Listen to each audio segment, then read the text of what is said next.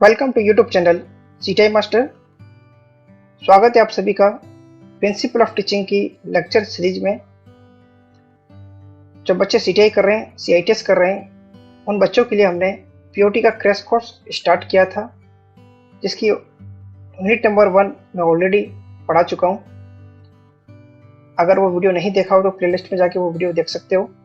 और इस lecture series की खास बात ये रहेगी कि इसके अंदर हम chapter wise important multiple choice question practice करते हुए टॉपिक्स का डिटेल में स्टडी करेंगे। और जैसा कि ये क्रैश कोर्स है तो हम इसको जून मंथ की एंड तक कोशिश करेंगे कि आपका कोर्स पूरा करवा दें। चैप्टर वाइज हम स्टडी करने वाले हैं। आज हम बात करेंगे पीओटी की सबसे important unit psychology of learning, सीखने का मनोविज्ञान। तो आइए स्टार्ट करते हैं। POT unit number 2 psychology of learning, सीखने का मनोविज्ञान। तो साइकोलॉजी जो है पीओटी का सबसे इम्पोर्टेंट सब्जेक्ट है। इसको हम कह सकते हैं पीओटी इसके बिना अधूरी है। ठीक है, साइकोलॉजी के बिना प्रिंसिपल ऑफ टीचिंग सब्जेक्ट जो है वो क्या है, आधा है, अधूरा है। तो ये एक सोल है पीओटी सब्जेक्ट का, साइकोलॉजी। ओके, तो आइए स्टार्ट करते हैं। स्टार्ट करने से पहले इसका पीडीएफ में आपको परचेज करने के लिए आपको उसका मिनिमम रेट 10 रुपये रखा गया है सिर्फ। इसको आप फ़ोन पे या गूगल पे पर 10 रुपये पे करके उसका स्क्रीनशॉट हमें व्हाट्सएप नंबर पर सेंड करोगे तो उसका पीडीएफ आपको सेंड कर दिया जाएगा। और मैं सजेस्ट करूँगा आप रजिस्टर लेके बैठिए और अपने नोट्स तैयार कीजिए, वो सबसे ज़्यादा बेनिफिशियल आपके लिए रहेंगे। तो आइए स्टार्ट करते हैं। Unit number 2 psychology of learning इसलिए इम्पोर्टेंट है क्योंकि इसके अंदर लर्निंग थ्योरीज दी गई थी। तो वो learning theories exam point of view से काफ़ी इंपॉर्टेंट होती है। तो आइए क्वेश्चन नंबर 1 स्टार्ट करते हैं। पीओटी 2018 का ये क्वेश्चन पेपर में पूछा गया था, प्रीवियस ईयर क्वेश्चन है। देखिए क्या है question. Learning theories explaining how learning takes place, these theories are derived and based on experiments. ठीक है, तो लर्निंग थ्योरीज किस पे बेस होती है? तो ऑप्शन ए है बिहेवियर, बी है साइकोलॉजिकल, सी है रिमेम्बरिंग, डी है एनवायरमेंटल।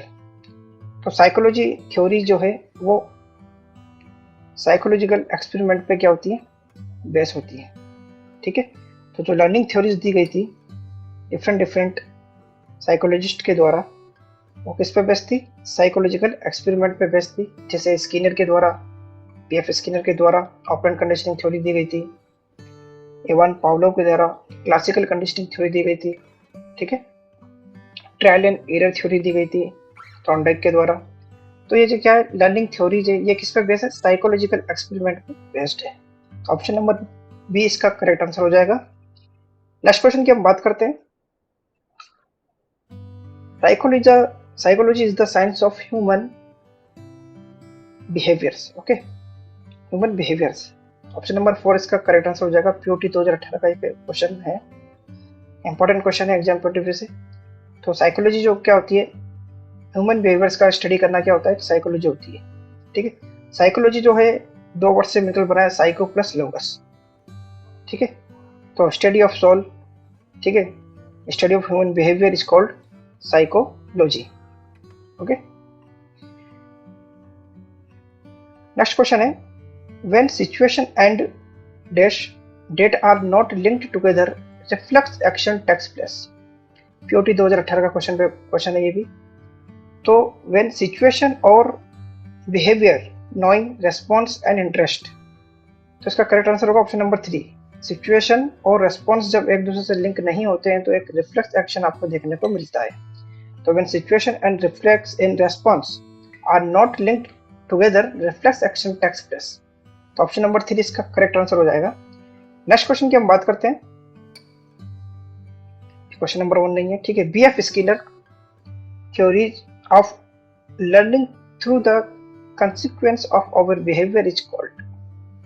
बीएफ स्किनर के द्वारा जो लर्निंग थ्योरी दी गई थी उसको क्या कहा जाता है? ऑप्शन नंबर है positive reinforcement, option number B है classical conditioning, option number C है operant conditioning, option number D है मॉडलिंग। तो इसका करेक्ट आंसर हो जाएगा ऑपरेंट कंडीशनिंग।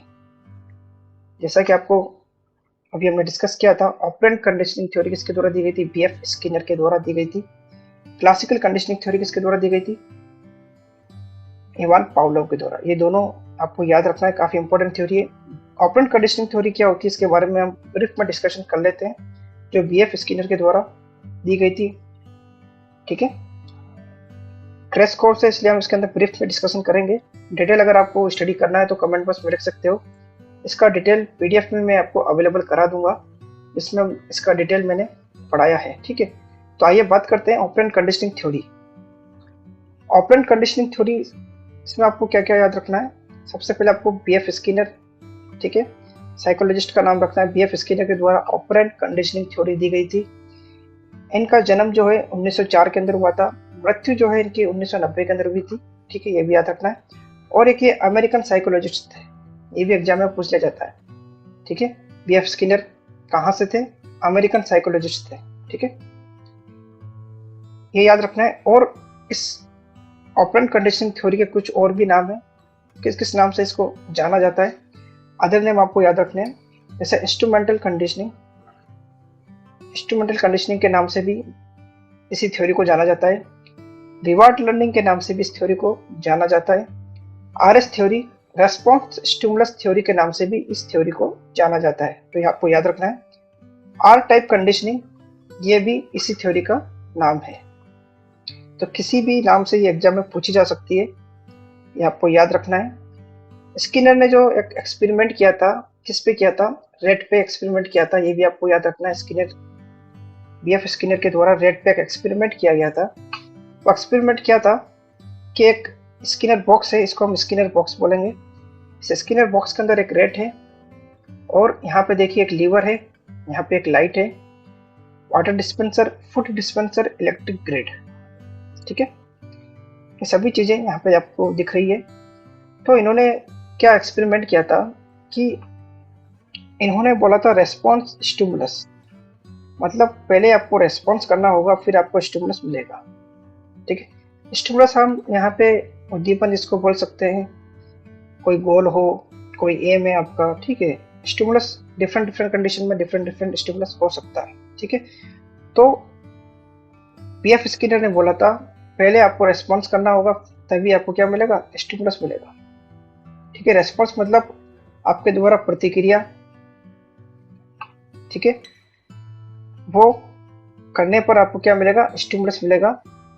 तो यहाँ पे जो रेट दिखा है आपको, तो ये जो रेट है जब इसको हंगर लगती है, इसको भूख लगती है, तब ये उछल कूद करने लगता है। और जब ये उछल कूद करने लगता है तो सडनली एक्सीडेंटली इसका पैर जो है इस लीवर पे लग जाता है। तो जैसे ही इस लीवर पे, राइट लीवर पे इसका पैर लगता है, टच होता है, तो क्या होता है? फूड डिस्पेंसर ओपन हो जाता है और उसके सामने आके आ जाता है, फूड आ जाता है और लाइट क्या हो जाती है? ग्रीन हो जाती है। तो राइट डिस्पेंसर पे जब इनका रेट का एक्सीडेंटली फूड लगता है तो फूड जो है इनसाइड एपियर हो जाता है। तो इससे क्या हुआ कि रेट को भूख लगने पर उसने क्या किया? रेस्पॉन्स किया, तो स्टिमुलस उसको क्या मिला? फूड मिल गया। ठीक है, तो एक डिजायरेबल रेस्पॉन्स करने पर रेट को क्या मिला? स्टिमुलस मिला। ऐसे ही यहाँ पे इलेक्ट्रिक ग्रिड भी रखी हुई है। इलेक्ट्रिक ग्रिड मतलब इलेक्ट्रिक ग्रिड से इसको शॉक लगता है। वो कब लगता है?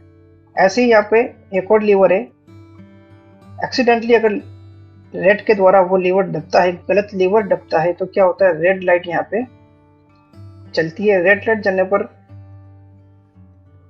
रेड को इलेक्ट्रिक शॉक लगता है।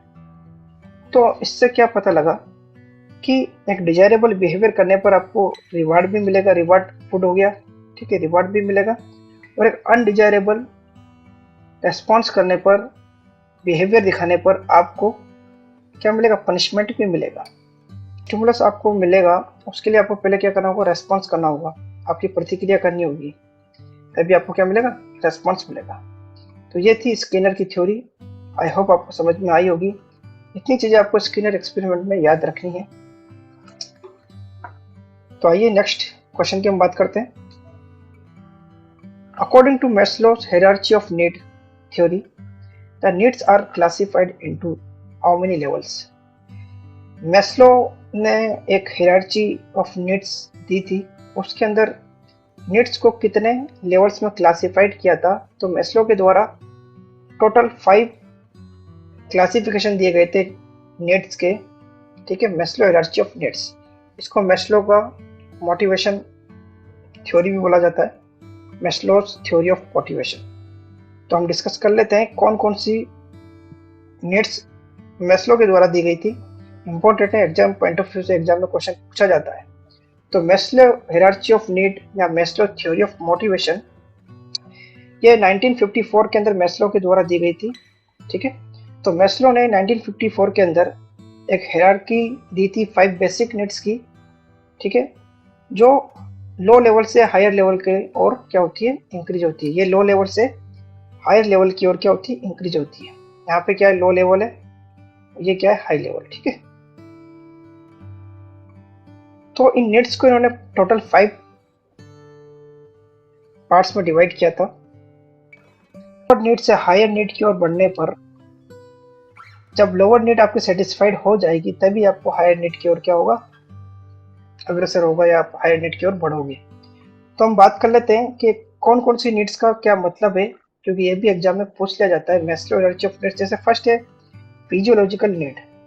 तो फिजियोलॉजिकल नीड के अंदर क्या होता है, नाम से इंडिकेट हो रहा है, फिजियोलॉजिकल नीड्स मतलब air, water, food, shelter, sleep, clothing, reproduction, मतलब रोटी, कपड़ा, मकान, ठीक है। जो आपकी बेसिक नीड है फिजियोलॉजिकल नीड्स, वो सारी क्या है, फिजियोलॉजिकल नीड्स में रखी गई है। तो कोई भी एक ह्यूमन है, कोई भी मनुष्य है, तो उसकी सबसे बेसिक नीड होती है कि उसको एक खाना मिले, फूड मिल जाए, ठीक है, मकान मिल जाए, रोटी, कपड़ा, मकान, ठीक है,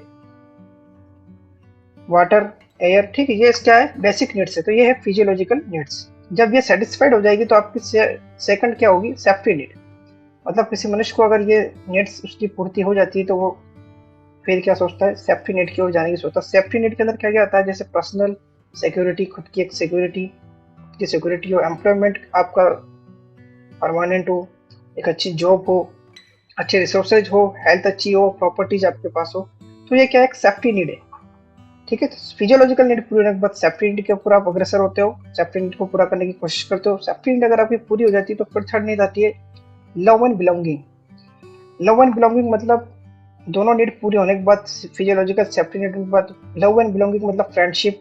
आप अपने दोस्तों के साथ फ्रेंडशिप करना चाहते हो, मतलब दोस्तों के साथ घूमना फिरना, इंटीमेसी, फैमिली के साथ घुलना मिलना, ठीक है, सेंस ऑफ कनेक्शंस। मतलब लव एंड बिलोंगिंग मतलब आप एक अपना अलग जो सर्कल हो रहा है वो सर्कल बनाना चाहते हो, उनके साथ, फ्रेंड्स के साथ मिलना जुलना, घूमना, वो सारी चीजें किसमें आ जाएगी, लव एंड बिलोंगिंग के अंदर आ जाएगी, ठीक है। तो ये दोनों नीड्स पूरी होने के बाद third need love and belonging आती है। लव एंड बिलोंगिंग नीड पूरी होने के बाद फिर आती है स्टीम नीड। स्टीम नीड क्या होगी, जब आपने तीनों बेसिक नीड्स जो है, ये लोअर नीड्स, ये तीनों अगर आपने फुलफिल कर ली तो आप सोचते हो स्टीम। इसके अंदर क्या आता है, respect, self esteem, status, recognition, strength, freedom. मतलब आप सोचते हो कि अब मेरी एक अलग पहचान हो, मेरा एक स्टेटस हो, ठीक है, स्टैंड यानी आपकी कोई एक अलग पहचान, स्टैंड यानी ताकत, मतलब आपका एक अलग ही रुतबा हो, फ्रीडम हो आपके पास, एक रिकॉग्निशन मतलब आपकी एक अलग पहचान हो, सभी आपका रेस्पेक्ट करे, तो ये होगा स्टीम, ठीक है। तो स्टीम नीड भी पूरी होने के बाद फिर लास्ट आती है सेल्फ एक्चुअलाइजेशन। सेल्फ एक्चुअलाइजेशन मतलब desire to become the most that one can be. मतलब चारों नीड्स पूरी होने के बाद आप सेल्फ एक्चुअलाइजेशन मतलब सेल्फ फुलफिलमेंट, मतलब ये सबसे हायर नीड होती है। ये फुलफिल होने के बाद एक मनुष्य क्या हो जाता है, तो बोल सकता है कि मेरी सभी आवश्यकताएं पूरी हो चुकी है। मतलब सेल्फ एक्चुअलाइजेशन का मतलब होता है यूनिक पर्सनालिटी। फॉर एग्जाम्पल हम किसी टीवी एक्टर का एग्जाम्पल ले सकते हैं, जैसे अमिताभ बच्चन है, ठीक है। तो वो अभी जो जिस पोजीशन पे है वो सेल्फ एक्चुअलाइजेशन वाली पोजीशन पे, मतलब उनकी सारी नीड्स क्या हो सकती है, पूरी हो चुकी है, उनकी एक अलग पहचान है। तो मनुष्य की जब बेसिक नीड्स चारों पूरी हो जाती है तो फिर लास्ट में सेल्फ एक्चुअलाइजेशन मतलब सेल्फ फुलफिलमेंट, यानी वो फेमस होना चाहता है, एक बहुत बड़ा बिजनेसमैन बनना चाहता है, एक फेमस पर्सनालिटी बनना चाहता है। तो ये नीड होती है सेल्फ एक्चुअलाइजेशन। तो ये मैस्लो हायरार्की ऑफ नीड आपको याद रखना है, एग्जाम में क्वेश्चन पूछ लिया जाएगा। टोटल 5 नीड्स दी थी, physiological, safety, love and belonging, self esteem, self actualization. ठीक है, आइए नेक्स्ट क्वेश्चन की हम बात करते हैं। नेक्स्ट क्वेश्चन है steam of others through status, recognition, appreciation, etc., and internal factors such as self-respect, achievement, and autonomy belongs to। तो अभी हमने डिस्कस किया था steam of others through status recognition, मतलब खुद का पहचान हो, खुद की एक रिकॉग्निशन हो, खुद का एक स्टेटस हो। तो वो कौन सी नीड होती है? देखो, वो नीड होती है स्टीम नीड। अभी हमने मैस्लो हायरार्की ऑफ नीड में पढ़ा था ये वाला स्टीम नीड। ठीक है, तो ये क्वेश्चन आ चुका है एग्जाम में। ठीक है, तो इस टाइप से क्वेश्चन एग्जाम में बनते हैं, इसलिए Maslow hierarchy of needs, Maslow theory of motivation आपको अच्छे से पढ़ के जाना है एग्जाम के लिए। ठीक है, फर्स्ट होती है हमारी फिजियोलॉजिकल नीड। ठीक है, उसके बाद आती है सेफ्टी, सेफ्टी के बाद है लव एंड बिलोंगिंग, उसके बाद स्टीम नीड, फिर लास्ट आती है सेल्फ एक्चुअलाइजेशन या सेल्फ फुलफिलमेंट नीड। ठीक है, नेक्स्ट क्वेश्चन की हम बात कर लेते हैं। Which of the following is not a method of acquiring skill, इनमें से कौन सा स्किल एक्वायर करने का मेथड नहीं है? तो हम देख सकते हैं ऑब्जर्वेशन एक स्किल सीखने का मेथड है, रिपीटिशन भी है। लीडरशिप एक स्किल सीखने का मेथड नहीं है, ऑप्शन नंबर सी इसका करेक्ट आंसर हो जाएगा। लीडरशिप एक क्वालिटी है। ठीक है, नेतृत्व एक क्या है? क्वालिटी है। तो ऑप्शन नंबर सी इसका करेक्ट आंसर होगा। नेक्स्ट क्वेश्चन की हम बात करते हैं। In learning psychology skill is related to hand, जैसे स्किल जो है हैंड से रिलेट करती है साइकोलॉजी के अंदर, ठीक उसी तरह attitude is related to heart. Option number A इसका करेक्ट आंसर होगा। एटीट्यूड किससे रिलेट करता है? हार्ट से, हृदय से रिलेट करता है। ऑप्शन नंबर ए इसका करेक्ट आंसर होगा। नेक्स्ट क्वेश्चन की हम बात करते हैं। Storing the information in mind and recalling whenever it is needed against a stimulus response is called। ठीक है, इंफॉर्मेशन माइंड के अंदर इंफॉर्मेशन क्या होती है? स्टोर होती है, और जब भी उसको एक स्टिमुलस रेस्पॉन्स के अगेंस्ट क्या होता है? रिकॉल करना होता है, तो उसको हम क्या बोलते हैं? रिटेंशन बोलते हैं। ऑप्शन नंबर ए इसका करेक्ट आंसर हो जाएगा।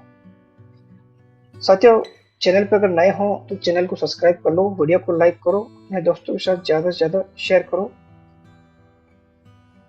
नेक्स्ट क्वेश्चन की हम बात करते हैं। In development psychology recency of the event, frequency of the event, interest in the event and association of the event is related to. ठीक है, साइकोलॉजी, डेवलपमेंट साइकोलॉजी के अंदर recency of the event, frequency of the event, interest of the event, association of the event is related to, किससे relate करता है? Factor of memorising, memorising के किस factor से ये रिलेट करता है? ये होगा रिटेंशन, अवधारणा से ही रिलेट करता है। ठीक है, नेक्स्ट क्वेश्चन की हम बात कर लेते हैं। Which of the following is not a need of McClelland theories, McClelland theories के अंदर कौन सी नीड नहीं है? तो मैक्लेलैंड के द्वारा 3 नीड दी गई थी। फर्स्ट है नीड फॉर अचीवमेंट, सेकंड है नीड फॉर एफिलिएशन, थर्ड है नीड ऑफ पावर। ठीक है, तो ऑप्शन नंबर 4 जो इसका करेक्ट आंसर हो जाएगा, नीड फॉर स्टीम जो मैस्लो के द्वारा दी गई थी, तो ऑप्शन नंबर 4 इसका करेक्ट आंसर होगा। मैक्लेलैंड थ्योरी हम देख लेते हैं। मैक्लेलैंड अचीवमेंट मोटिवेशन जो थ्योरी है, उन्होंने 3 नीड की बात की थी, need for power, need for achievement, need for affiliation. ये तीनों आपको याद रखना है। यहाँ पे इन्होंने लिख दिया है, McClelland human motivation theory states that every person has one of 3 main driving motivators. हर मनुष्य के जीवन में 3 मोटिवेटर्स फैक्टर होते हैं। फर्स्ट है the need for achievement, achievement के लिए एक नीड, एफिलिएशन के लिए नीड, और पावर के लिए नीड। तो these motivators are not inherent, मतलब ये हमें जन्मजात नहीं मिलते हैं। We develop them through our culture, हमें इनको अपने कल्चर के थ्रू डेवलप करना होता है, हम डेवलप कर सकते हैं। एंड लाइफ एक्सपीरियंस, एक्सपीरियंस के थ्रू हम इन्हें अचीव कर सकते हैं। Achievers like to solve problems and achieve goals. ठीक है, प्रॉब्लम सॉल्व करके हम को क्या कर सकते हैं, गोल को अचीव कर सकते हैं। तो need for power, need for achievement, need for acceleration, McLellan theory of motivation, ये आपको याद रखना है, इंपॉर्टेंट क्वेश्चन है एग्जाम पॉइंट ऑफ व्यू से।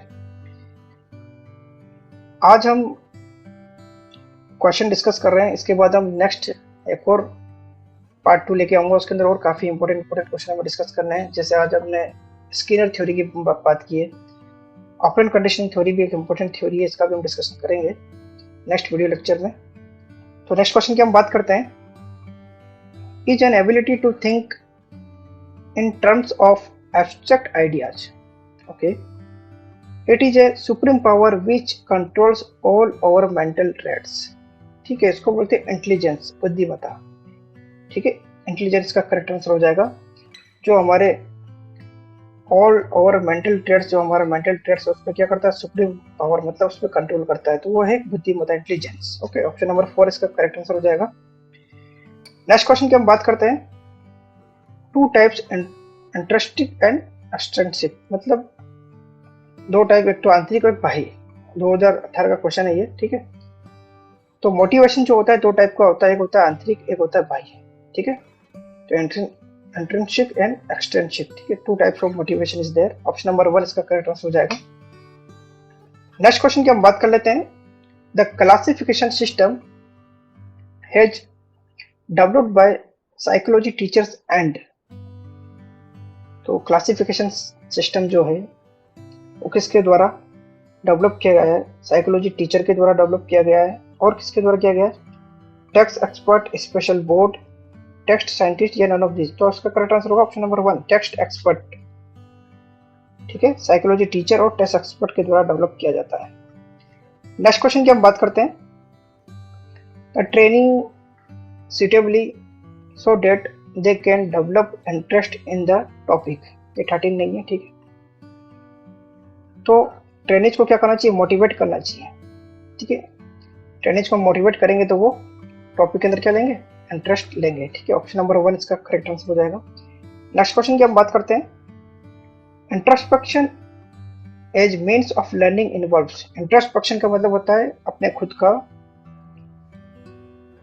जांच पड़ताल करना, यानी खुद का एवोल्यूशन करना, खुद का क्या करना, मूल्यांकन करना, इंट्रोस्पेक्शन। तो ऑप्शन नंबर 1 है इंस्पेक्टिंग अदर्स, नहीं, अदर का इंस्पेक्शन तो होगा नहीं। Pay attention to own thoughts, observation other, ये भी नहीं होगा। रिकॉर्डिंग अदर्स बिहेवियर, ये भी नहीं होगा। तो पे अटेंशन टू ओवन थॉट्स, खुद के थॉट्स पे क्या करना, अटेंशन करना, ध्यान देना, उसको क्या बोलते हैं, इंट्रोस्पेक्शन। ठीक है, नेक्स्ट क्वेश्चन की हम बात करते हैं, what is the acronym VAK, अच्छा VAK as applied to learning style, मतलब लर्निंग स्टाइल के अंदर VAK एक मॉडल होता है, इसके अंदर A का मतलब क्या है, ये क्वेश्चन ने पूछा है। VAK मॉडल के अंदर A का मतलब क्या है, तो V का मतलब होता है विजुअल, A का मतलब होता है ऑडिटरी, K का मतलब होता है काइनेस्थेटिक। तो ऑडिटरी इसका करेक्ट आंसर होगा ऑप्शन नंबर 3। VAK मॉडल भी एग्जाम पॉइंट ऑफ व्यू से इंपॉर्टेंट है, आइए देख लेते हैं हम VAK मॉडल क्या होता है। तो लर्निंग स्टाइल के लिए ये मॉडल दिया गया है VAK। V का मतलब होता है विजुअल स्टाइल, मतलब आप देख सकते हो, मतलब देखकर सीखना। ऑडिटरी मतलब सुनकर सीखना। काइनेस्थेटिक मतलब करके सीखना। तो ये लर्निंग स्टाइल है, VAK मॉडल आपको याद रखना है, visual, auditory and kinesthetic. Next question की हम बात कर लेते हैं, motivation is the creation of thrust for learning, option number 2 इसका करेक्ट आंसर होगा, लर्निंग इन द लर्नर। ठीक है, ओके साथियों, आज हमने top important multiple choice question का डिस्कस किया, यूनिट नंबर 2 का, साइकोलॉजी ऑफ लर्निंग का।